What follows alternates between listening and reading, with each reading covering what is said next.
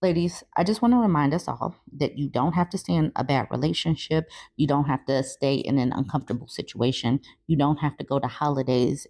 You don't have to remain in a conversation if it's making you uncomfortable. I'm just putting that out there. This was posted in the Dating Over 40 subreddit. She says, my boyfriend put me in an uncomfortable situation with his family. Should I break up with him? She says, hi, all. I, 49-year-old woman, have been seeing this guy who's 50 for a few months now. I'm going to highlight that she says months now. I like him, but I'm not certain if I see a future with him. But he seems really into me. I met his family in the fall, and he often pets and house sits for his older sister and her family.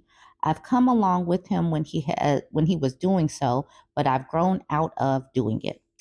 He recently had to move further away from her, and she and her family are going away for a week vacation soon. I live and work close to them. I got a call from him today to confirm plans about watching the dog and what I could do. As far as I remember, I wasn't told or asked by him or even her about pet sitting the dog. I think he said I could do it with, hold on. I think he said I could do it without asking me first. Oh my. One of the calendar dates, I have to help my dad, and I told him that I couldn't fully. So here she says that I could fully do it, but I'm totally sure she meant I couldn't fully do it. She continues with, he freaked out and told me to call his sister. This is where the drama ensued. I call her and she automatically gets mad at me.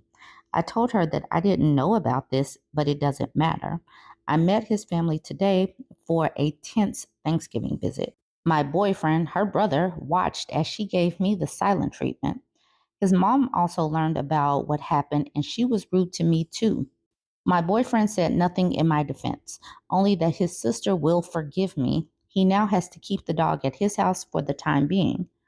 I was so upset, I felt like I couldn't explain anything. I feel like I should break up with him and take this situation as a sign. I told my boyfriend that I will be busy this holiday weekend seeing relatives. Mine are aware of what happened and don't want him to come over. I feel like I need a break. What should I do? Listen to this. He is family oriented, but in between jobs right now. And I learned that he has a ton of school debt. I recently got a promotion at work, and I wonder if his family sees me as a spouse for him more than I do. So he voluntold her that she was house sitting, didn't even bother to check with her or her schedule. Then, without telling her, he told his sister that she could pet sit. And because he didn't do any of the legwork, he's now allowing the sister and his mom to be mad at her. That right there is already grounds for breaking up. The volunteering her services, yeah, that's definitely out of pocket and out of line. And this is the reason why, ladies, your time, energy, and resources should be protected at all times. Spirio says, I mean, you don't see a future with him. Why are you agonizing over what to do? He just gave you the perfect reason to nope out and send him on his way. Absolutely. And then the OP says, thanks. I was in a dating slump and I was trying to be open to meeting new people. Well, you need to continue to be open to meeting new people. The next person says, "Well, I'd say you accomplished that goal. LOL. Seriously though, unemployed, debt-ridden, wacky family. I sympathize with the slump issue, but you don't need any of this in your life." And then the person at the bottom says, "You lost me at in between jobs." I'm segueing into this one because remember, I said you can leave any conversations or opt out of holidays or whatever. Just keep that in mind for all of this. You can nope out of many different things. This was posted in the True Off My Chest subreddit. I'm still absolutely furious about what my brother in law said at Thanksgiving, and it was almost 12 hours ago. If she's absolutely furious and someone is making you that furious over holidays, get out of the conversation. Stop doing this to yourself. She says, my brother in law was complaining about how much fast food workers make. They make too much, he says. I was like, what? So they deserve to live in poverty? And he was like, yes, and smirked. Workers do not deserve to live in poverty, and it is offensive to me to hear that, and I will call it out every time I see it. I've got a man on my couch who works full time, and he's on my couch because he's so underpaid. He can't afford his own place. And my brother in law thinks he deserves to make even less. He claimed wages are higher than ever before, which they are not when adjusted for inflation. I proceeded to tell him a few things about how much many workers actually make these days. He didn't believe my numbers, which are from the Bureau of Labor, and I explained to him about wage stagnation versus inflation, and he didn't believe me. And I was like, you can't believe, and was like, you can't believe everything you read online, like I'm a child. I am 39 years old and very media literate and very capable of determining reliable sources of information. So I found some reputable publications with articles about this and showed him, and he conceded the point about wage stagnation, but still thinks fast food workers deserve to make even less than they do after I explained many cannot afford necessities such as housing.